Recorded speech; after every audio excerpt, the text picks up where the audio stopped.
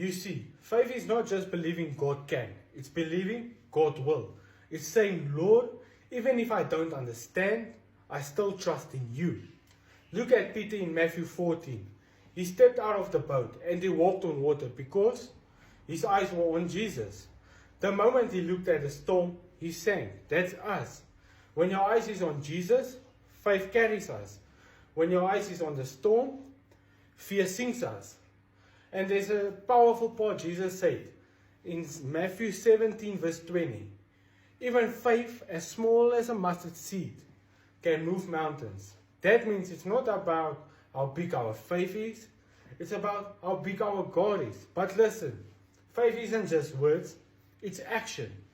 James 2 verse 26 says, faith without work is dead. Noah built an ark before he knew the storm was coming. Abraham left his house before he knew where he was going. Faith moves. So let me ask you today, where are you going to put your faith in today? Maybe it's in your family, your health, your finance, your future. Don't wait for things to make sense. Step out, trust God. Because the Bible says in 2 Corinthians 5 verse 7, walk by faith and not by sight. That means even if I can't see the whole picture, I know God already have a victory. So today, if your faith was small, hold on, mustard seed faith.